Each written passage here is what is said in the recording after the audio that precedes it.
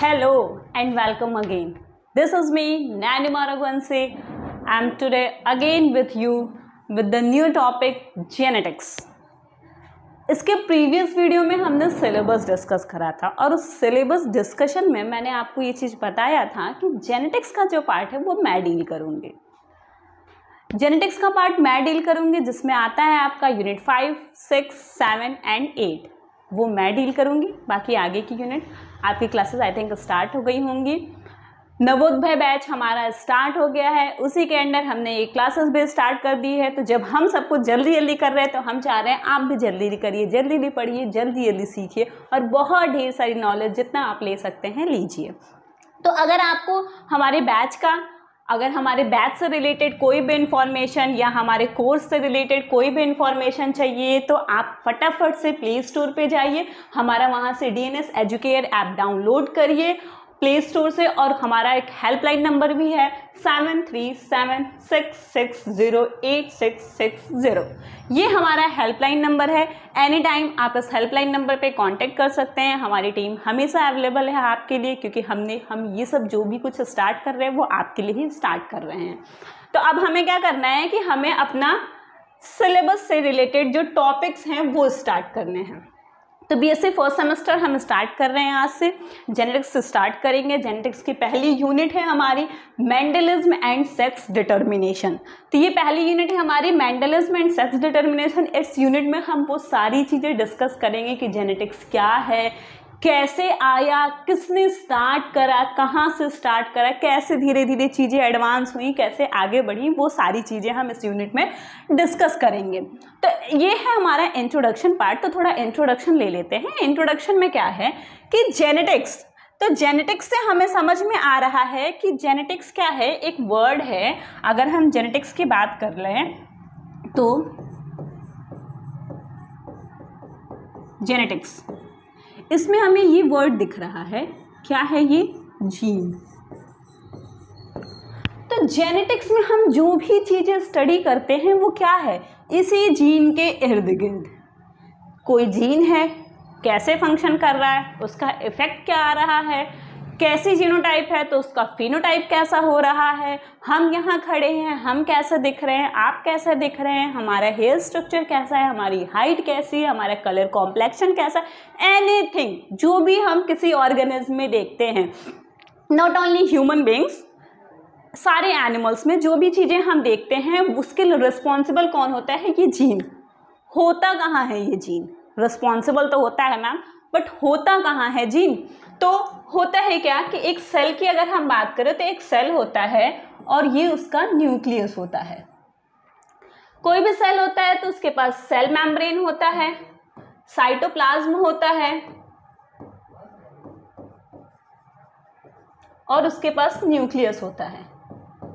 और इसी न्यूक्लियस के अंदर हम अगर देखेंगे तो ये जो न्यूक्लियस है इसके अंदर क्या प्रेजेंट होता है, क्रोमोसोम प्रेजेंट होता है। और इस क्रोमोसोम के अंदर क्या प्रेजेंट होता है, DNA प्रेजेंट होता है। और जीन क्या होता है, किसी भी DNA का functional part is the gene. What is gene,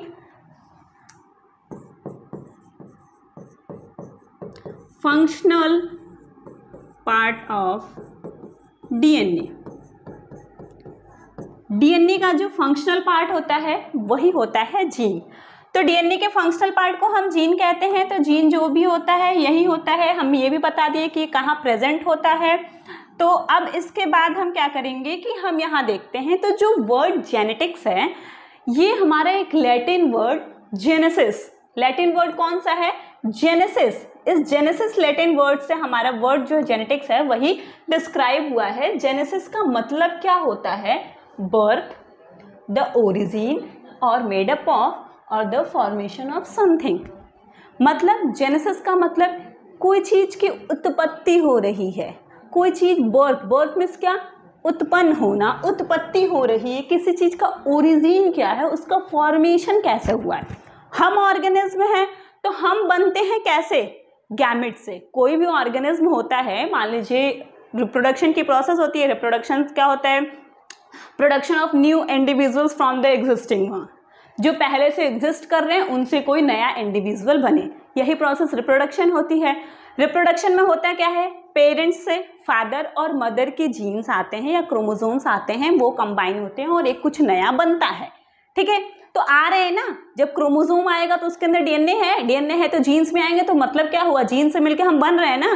क्या होता है, यही सब प्रोसेस होती है ना, यही प्रोसेस होती है। देखिए अपना भैया एक फीमेल है एक मेल है, इसकी गैमेट क्या होती हैं और इसकी गैमेट क्या होती है। फीमेल की गैमेट हमेशा एग ही होगी और स्पर्म होगी ना, कोई कंफ्यूजन नहीं है ना। स्पर्म मेल का होगा और इसका फीमेल का होगा। इनका क्या होता है, फ्यूजन होता है, तो क्या बनेगा, एक बनता है जिसको हम कहते हैं जाइगोट, एक सिंगल सेल स्ट्रक्चर बनता है जाइगोट। ये गैमेट्स जो होती हैं हैप्लॉइड इन नंबर होती हैं और ये जाइगोट जो बनता है डिप्लॉइड रहता है। भाई एन आके मिला तो 2n हो ही जाएगा, डिप्लॉइड इन नंबर होता है। तो एक क्रोमोसोम इसका आया, एक क्रोमोसोम इसका आया। लाइक हम कहते हैं ना कि जो हमारे ह्यूमन बींग्स होते हैं उसमें 23 पेयर्स ऑफ क्रोमोसोम होते हैं, 23 पेयर्स ऑफ क्रोमोसोम होते हैं। नंबर में बात करें तो 46 इन नंबर। ठीक है, 23 पेयर 46 इन नंबर, जिसमें से क्या होता है 22 पेयर्स जो होते हैं ये होते हैं ऑटोजोम्स एंड लास्ट 1 पेयर ये क्या होता है, सेक्स क्रोमोसोम। इसी को हम और क्या कहते हैं, एलोजोम्स कहते हैं। ये सेक्स क्रोमोसोम जो होता है ये फीमेल का आपका होता है XX और मेल का होता है XY। यही होता है ह्यूमन के केस में, फीमेल का होता है XX। अब हमने कहा कि एक एक ही आएगा, आधा फीमेल से आएगा आधा मेल से आएगा, तो इसका आधा इज व्हाट, एक X आ जाएगा, क्योंकि दोनों X हैं तो कोई भी आए आना X ही है। इसमें क्या होगा कि एक X है एक Y है, तो या तो X आएगा या तो Y आएगा। इससे एक बात समझ में आ रही है, इससे एक बात ये समझ में आ रही, फीमेल रिस्पॉन्सिबल नहीं होती हैं। लोग कहते हैं ना, हमारी सोसाइटी की एक धारणा है बेटी हुई तो माँ को कहा जाता है। ठीक है, हालांकि चीज़ें बहुत डेवलप हुए, अभी भी कुछ जगह पे ये सारी चीज़ें हैं, लेकिन आप देखिए फीमेल का कोई रोल नहीं है।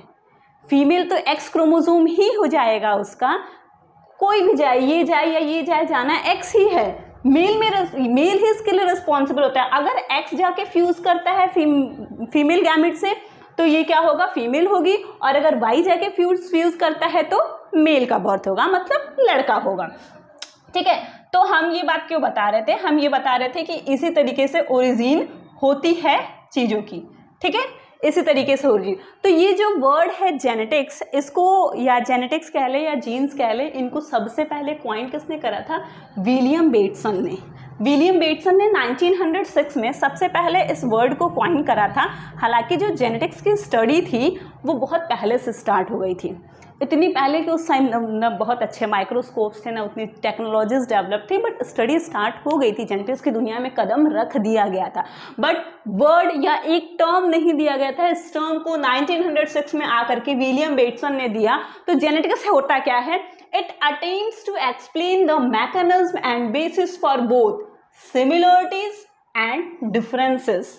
मतलब जो भी सिमिलरिटीज़ हैं डिफरेंट इंडिविजुअल्स में और जो भी डिफरेंसेस हैं डिफरेंट इंडिविजुअल्स में, वो सिमिलरिटीज़ हैं तो क्यों हैं, वो डिफरेंसेस हैं तो क्यों हैं, और उनकी मैकेनिज्म कि वो सिमिलरिटीज़ या वो डिफरेंसेस आ कैसे रहे हैं, ये इसके लिए कौन है, ये हमारा जेनेटिक्स फील्ड है। यही तो हम ये कह सकते हैं, genetics is a branch of biology which deals with the heredity and variation.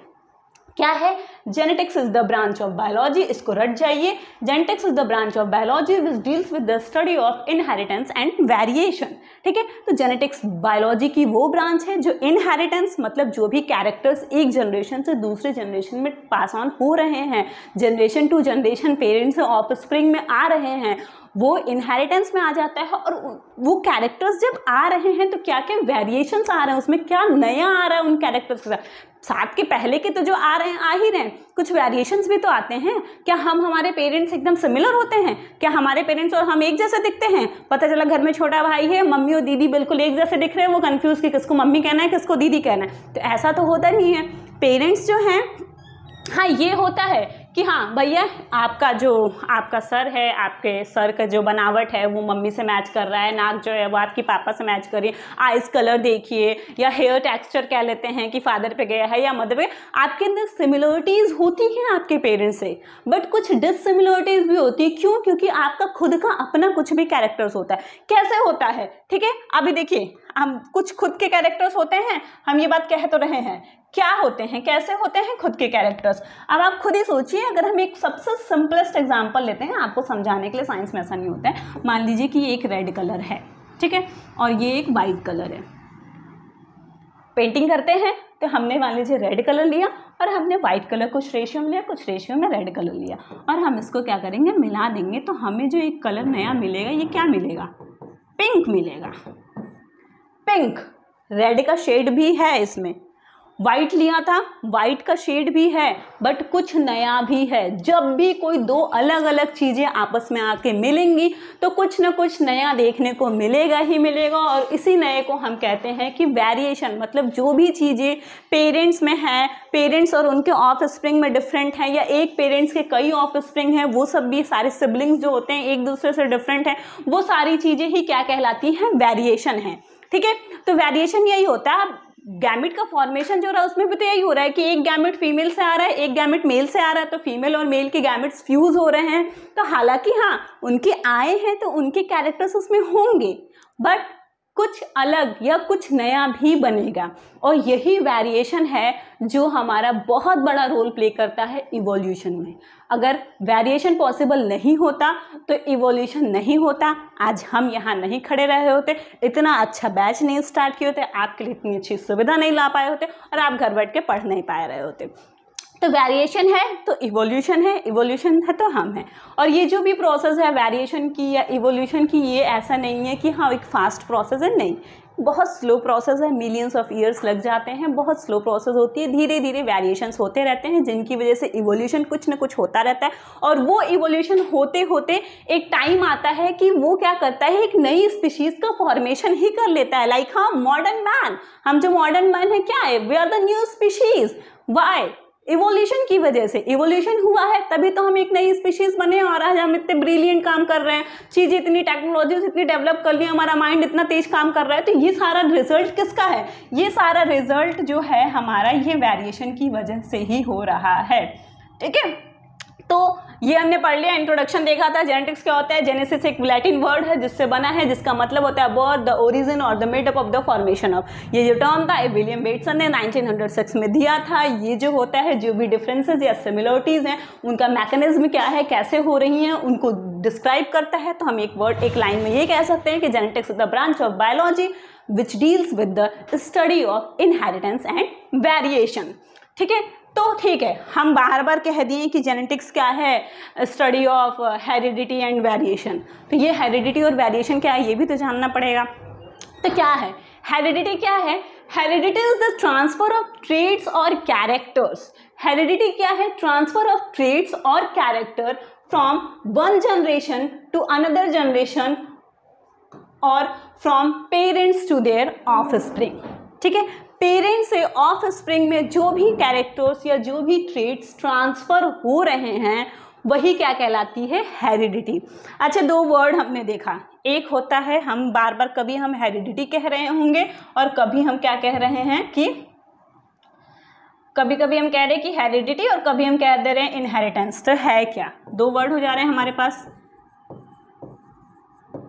Heredity और इनहेरिटेंस।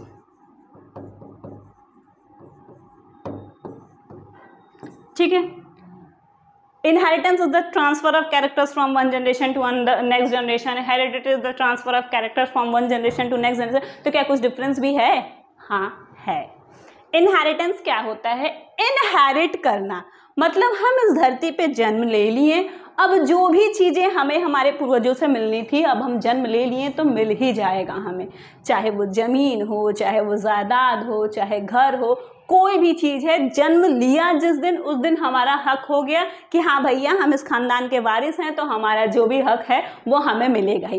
वो कहलाता है इनहेरिटेंस। पूरी चीज़ें जो भी, आइदर वो हमें बॉडी के अंदर या हमें बाहर से भी मिले, वो पूरी चीज़ें क्या कहलाएंगी, इनहेरिटेंस में आती।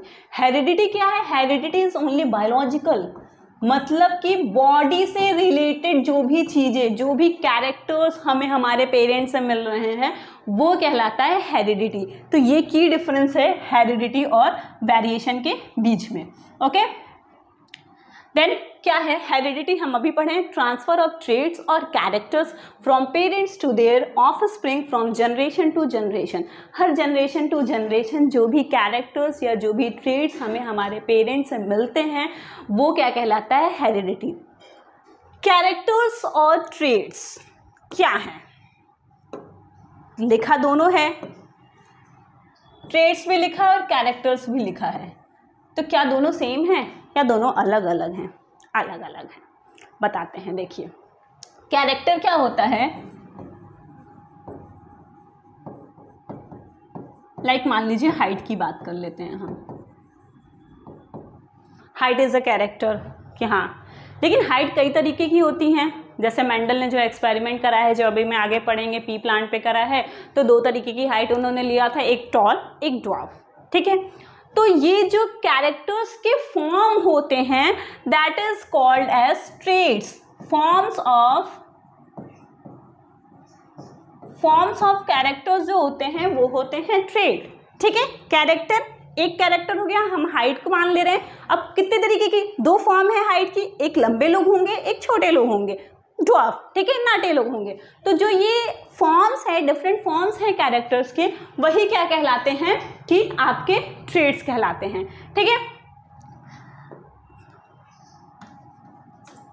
वही आपके क्या कहलाएंगे कि ट्रेट्स कहलाएंगे, ठीक है। अब देखिए क्या है वेरिएशन, क्या है, तो वेरिएशन इज द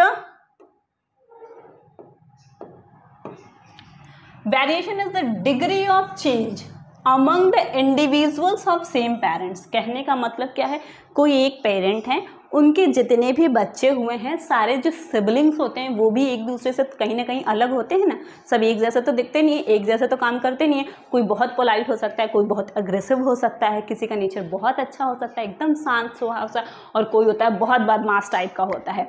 तो जो भी डिफरेंसेस, या फिजिकल अपीयरेंस में भी हो सकता है, कोई बहुत गोरा चिट्टा सुंदर सा हो और कोई थोड़ा कम हो। तो कहते हैं ना भाई बहन एक दूसरे को चिढ़ाते भी रहते हैं कि मैं तो गोरा हूँ, मैं तो गोरा हूँ, तुम तो नहीं हो। तो वो सारी जो चेंजेस आ रही है, जो वेरिएशन आ रहा है, जो डिग्री ऑफ चेंज होता है किसी भी पेरेंट्स के बच्चों के बीच में या पेरेंट्स और उनके बच्चों के बीच में, वही क्या कहलाता है, वेरिएशन। तो हम ये कह सकते हैं, हम पहले ही बात की थी कि जेनेटिक्स जो होता है सिमिलरिटीज और डिफरेंसेस के मैकेनिज्म के बारे में स्टडी कराता है हमें।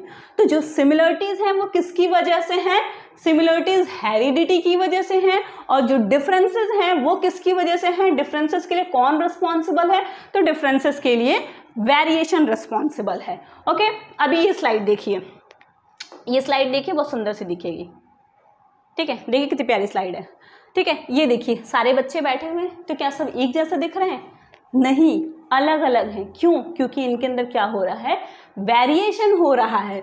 ये स्लाइड देखिए, इसमें भी सारे अलग अलग दिख रहे हैं। क्यों अलग अलग दिख रहे हैं, क्योंकि इनके अंदर भी क्या हुआ है, वेरिएशन हुआ है। वेरिएशन की वजह से ये सारे एक जैसे नहीं दिख रहे हैं, ठीक है। अब एक बात अगर हम करते हैं, वेरिएशन की बात तो हमने कर ली, अब क्या होता है, वेरिएशन भी 2 तरीके का होता है। जैसे हम कहते हैं कि हमारी बॉडी में जो भी सेल्स होते हैं वो सेल्स 2 तरीके की होती हैं।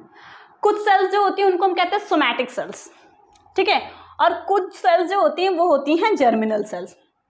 क्या है कि सोमैटिक सेल्स और जर्मिनल सेल्स।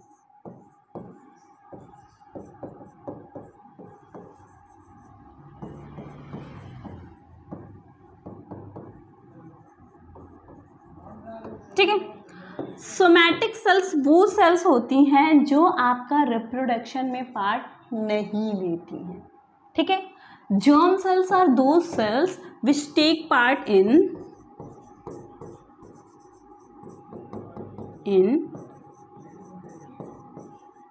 रिप्रोडक्शन। जो रिप्रोडक्शन में जो भी सेल्स इन्वॉल्व होती हैं वो जर्म सेल्स कहलाती है, और इनके अलावा जितने भी सेल्स बचते हैं वो क्या कहलाते हैं, सोमैटिक सेल्स कहलाते हैं, ठीक है। ये बॉडी के बाकी रिप्रोडक्शन से के अलावा जितनी भी प्रोसेस होती हैं उसमें हेल्प करते हैं। तो जब सेल्स दो तरीके की हैं तो वेरिएशन भी इसमें भी होगा, इसमें भी होगा, तो उसी के बेसिस पे जो हमारा वेरिएशन है वो भी दो तरीके का होता है। एक होता है somatic variation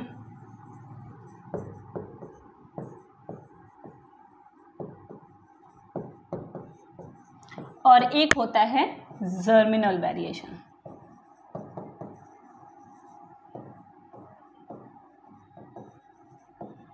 somatic variation and germinal variation. Somatic variation is what, वैसे वेरिएशन जो सोमैटिक सेल्स में होंगे वो सोमैटिक वेरिएशन कहलाएंगे और वो वेरिएशन जो जर्म सेल्स में होंगे वो जर्मिनल वेरिएशंस कहलाएंगे। लाइक टाइप ऑफ वेरिएशंस क्या है, एक है हमारा कि जर्मिनल वेरिएशन है और दूसरा क्या है, सोमैटिक वेरिएशन है।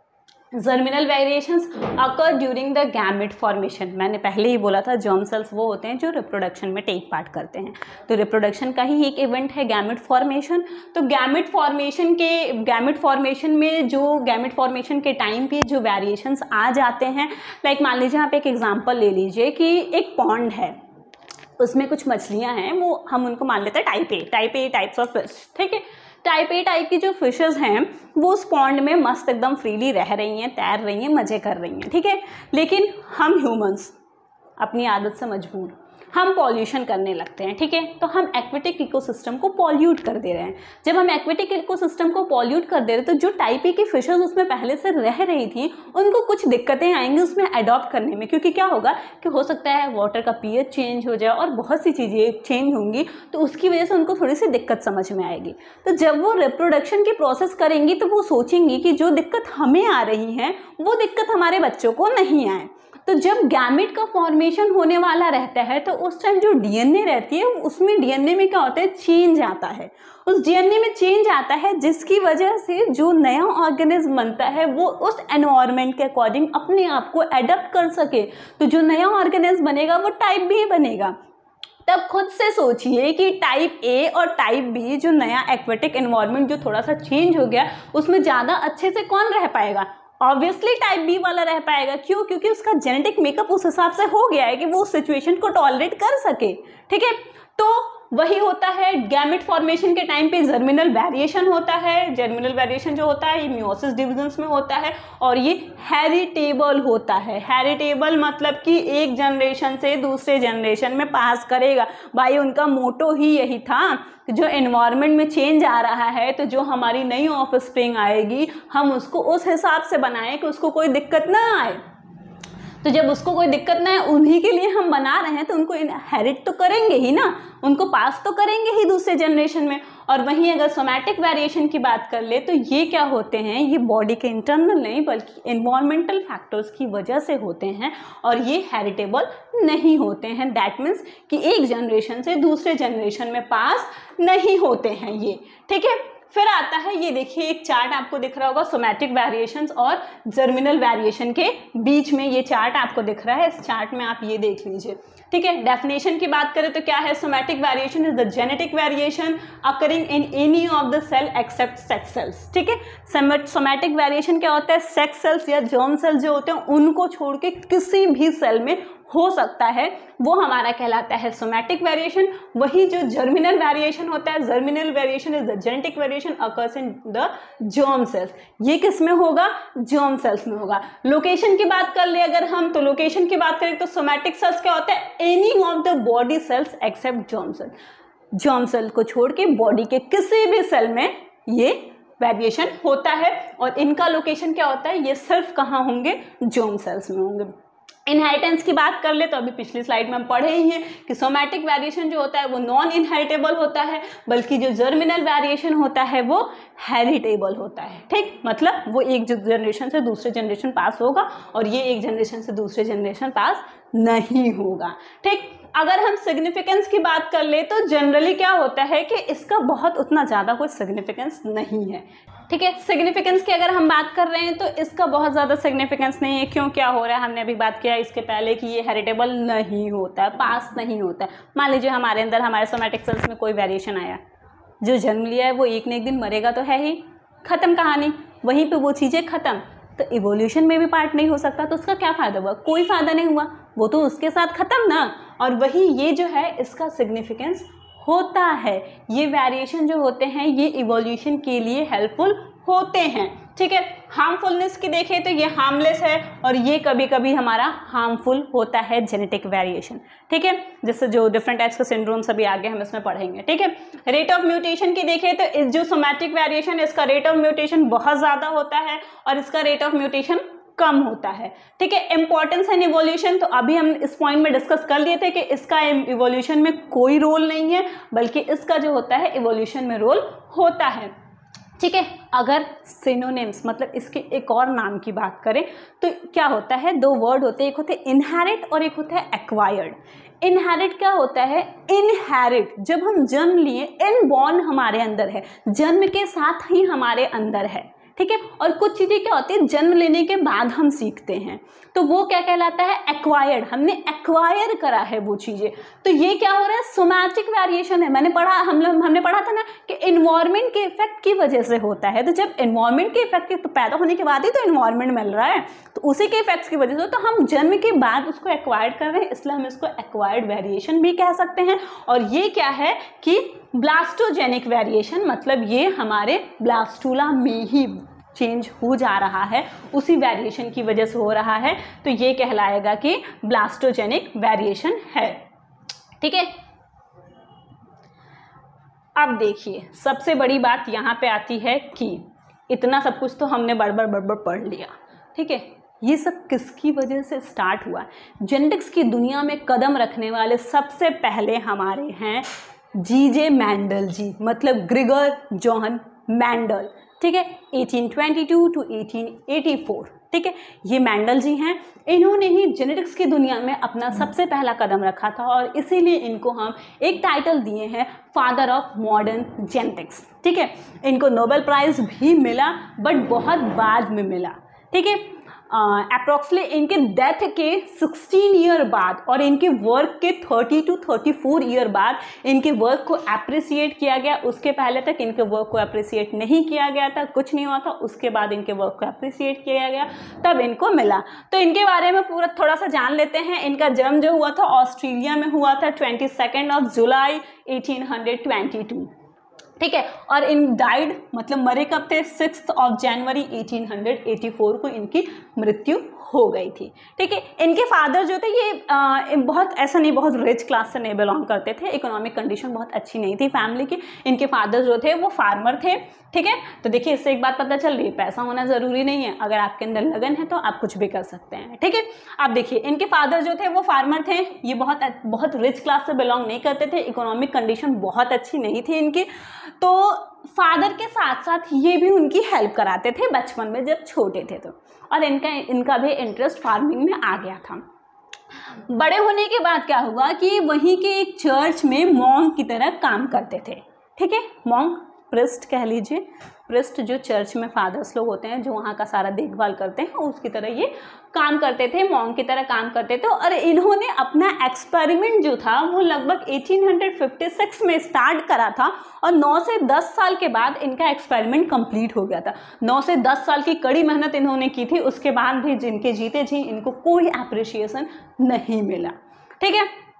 तो इन्होंने अपना एक्सपेरिमेंट जो था 1856 में स्टार्ट करा था और अप्रॉक्सीमेटली 1865 में इन्होंने अपना एक्सपेरिमेंट खत्म कर दिया था, ठीक है। तो देखिए ये एक्सपेरिमेंट स्टार्ट करे थे तभी ये पी पे नहीं स्टार्ट करे थे, पहले इन्होंने क्या किया ना, कुछ एक्सपेरिमेंट अपने माइस पे किए थे और हनीकॉम्ब पे। तो जिस चर्च में ये रहते थे वहाँ पे जो इनके सीनियर्स थे, मतलब सबके सीनियर्स होते हैं ना, इनके भी होंगे, उनको ये चीज़ अच्छी नहीं लगती थी कि एनिमल्स को नहीं मारना है, एनिमल्स पे एक्सपेरिमेंट नहीं करना है।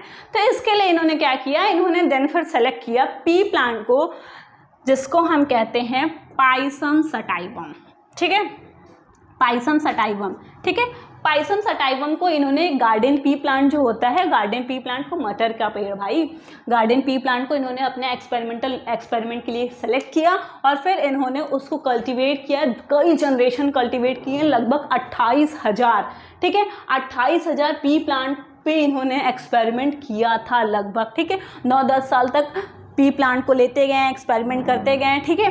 उसके बाद क्या हुआ था, ये सारा करने के बाद इन्होंने क्या कंक्लूड करा था, इन्होंने कंक्लूड करा था that plants offspring retain traits of parents. जो भी प्लांट्स के ऑफ स्प्रिंग होते हैं वो पेरेंट्स के ट्रेड्स या कैरेक्टर्स को अपने अंदर रिटेन किए हुए होते हैं, अपने अंदर रखे हुए होते हैं, छुपाए हुए होते हैं। और इन्होंने फिर इनहेरिटेंस ऑफ ट्रेड्स के बारे में स्टडी करा था पी प्लांट पर, और इन्होंने कुछ लॉ भी दिए थे जिसको हम लॉ ऑफ मेंडल कहते हैं, like law of dominant, law of independent assortments. ये 2 लॉ हैं इनके, ये सारे काम इन्होंने किया था। ये जब काम कर रहे थे तो ये टाइम के बहुत पहले काम कर रहे थे, ठीक है। इनका काम जो था उस टाइम का जो टाइम था वो उतना डेवलप नहीं था, माइक्रोस्कोप अच्छे डेवलप नहीं थे, चीज़ें उतनी एडवांस नहीं थी, टेक्नोलॉजीज उतनी नहीं थी। उसके बाद भी इन्होंने एक बवंडर ला दिया था, मतलब एक फील्ड ही नया स्टार्ट कर दिया था बायोलॉजी में भाई, जेनेटिक्स का स्टार्ट ही इन्होंने कर दिया था। तो होता क्या है ना कि जब भी कोई काम करता है तो अब साइंस में हमको पता होता है कि हम जब भी कोई मान लीजिए नया नया एक्सपेरिमेंट कर रहे हैं तो हमें अपनी चीज़ों को पब्लिश करना होता है, ठीक है। पब्लिश करना होता था। इनके जो भी वर्क्स थे, इनके जितने भी वर्क्स थे वो हमारे किस में पब्लिश हुए थे, वो पब्लिश हुए थे इनके एक्सपेरिमेंट ऑन प्लांट हाइब्रिडाइजेशन में, ठीक है। एक्सपेरिमेंट ऑन प्लांट हाइब्रिडाइजेशन उसके 4th वॉल्यूम में पब्लिश हुआ था। जर्नल का नाम था proceeding of natural science society of Brunn 1866।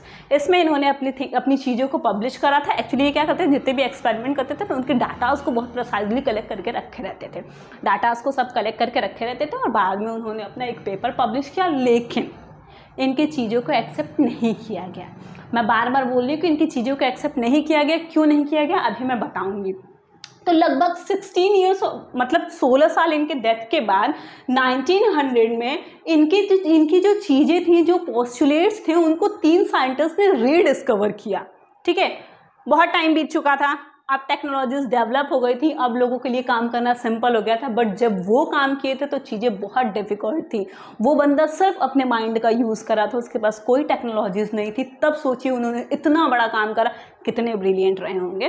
लेकिन अनफॉर्चुनेटली लक, कहते हैं ना किस्मत के आगे किसी को कुछ नहीं मिलता है, तो इनकी किस्मत कह लीजिए ख़राब थी कि इनको कोई एप्रिसिएशन उस टाइम नहीं मिला। फिर क्या हुआ, इनके 1900 में 3 साइंटिस्ट आए, कार्ल कोरेंस, ह्यूगो डिवेरिस, एरिक वॉन ट्रेसमार्क, ठीक है। कार्ल कोरेंस जो थे उनका एक्सपेरिमेंटल मटेरियल क्या था, मेज। ह्यूगो डिवेरिस का एक्सपेरिमेंटल मटेरियल था इवनिंग प्राइम रोज, और इन्होंने कई डिफरेंट फ्लावरिंग प्लांट पे अपना एक्सपेरिमेंट किया था, ठीक है। कार्ल कोरेंस, इन्होंने मेंडल्स के दोनों लॉ को और मॉडिफाइड किया था, जो था law of segregation and law of independent assortment. इनको इन्होंने मॉडिफाई किया था। और देखिए ना, मजे की बात ये है कि क्या ये तीनों लोग एक साथ काम कर रहे थे? नहीं, काम ये अलग अलग कर रहे थे।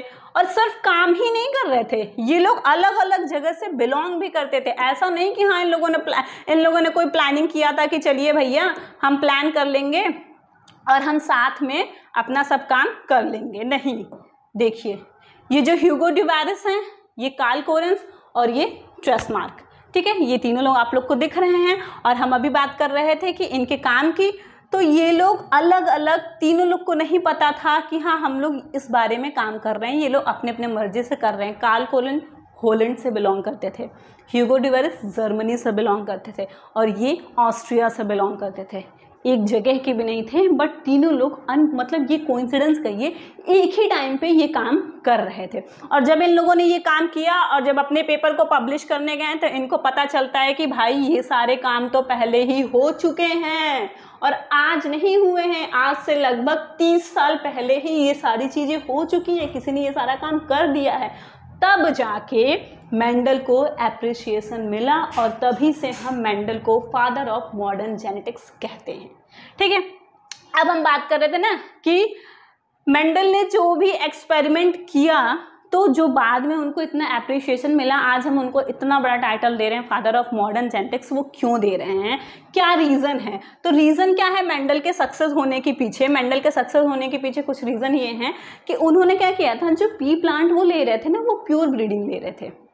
लाइक क्या था, चीज़ें उतनी डेवलप नहीं थी, ठीक है, तो वो खाली प्योर ब्रीडिंग ले रहे थे ताकि कन्फ्यूज़न बहुत ज़्यादा ना हो। कन्फ्यूज़न ज़्यादा होगा तो डाटा भी गलत आएगा, डाटा भी गलत आएगा तो चीज़ें उतनी सक्सेसफुल नहीं हो सकती हैं, ठीक है।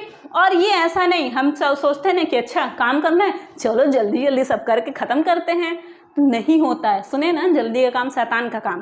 तो चीज़ें जल्दी जल्दी नहीं, बहुत पेशेंस था इनके अंदर। इन्होंने क्या करते थे, ये खाली एक बार में 1 या 2 कैरेक्टर्स को लेते थे ताकि इनको डाटा कलेक्ट करने में प्रॉब्लम ना हो, डाटा को ऑब्जर्व करने में प्रॉब्लम ना हो, या इसलिए ये बहुत आराम से धीरे धीरे काम करते थे।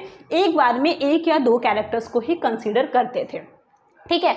और इन्होंने क्या किया था, इनके सक्सेस का एक बहुत बड़ा रीज़न ये भी था कि ये उस टाइम में लिंकेज और इनकम्प्लीट डोमिनेंस जैसी, जो लिंकेज और इनकम्प्लीट डोमिनेंस के लिए जो भी ट्रेड्स रिस्पॉन्सिबल होते हैं, उन सब चीज़ों का कोई कॉन्सेप्ट नहीं लगाते कि चीज़ें बहुत कॉम्प्लेक्स हो जाएंगी। बहुत टाइम पहले की बात हो रही है, जो किए थे वही बहुत बड़ी बातें थी, ठीक है।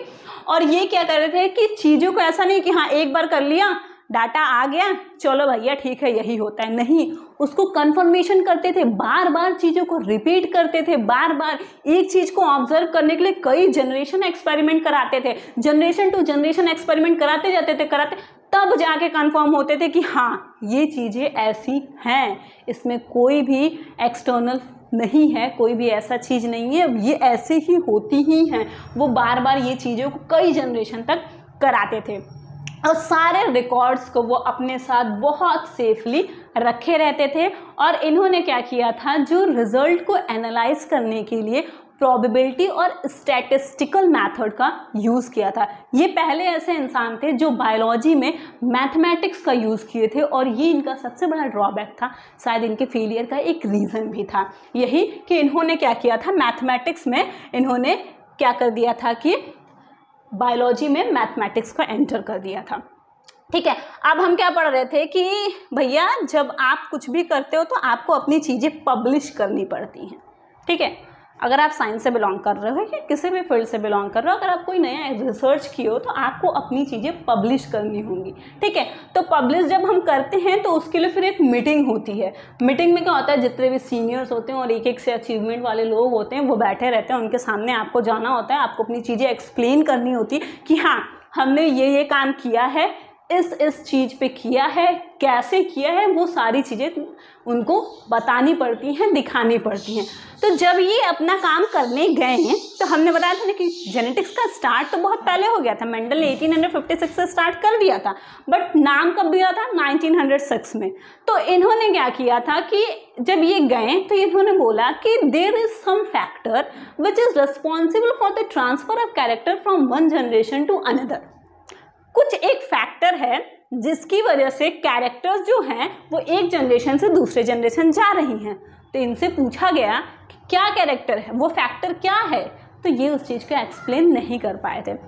फिर पूछा गया कि अच्छा ठीक है, कुछ आइडिया है आपको कि कहाँ प्रेजेंट होता है, तो ये वो भी नहीं बता पाए थे, ठीक है।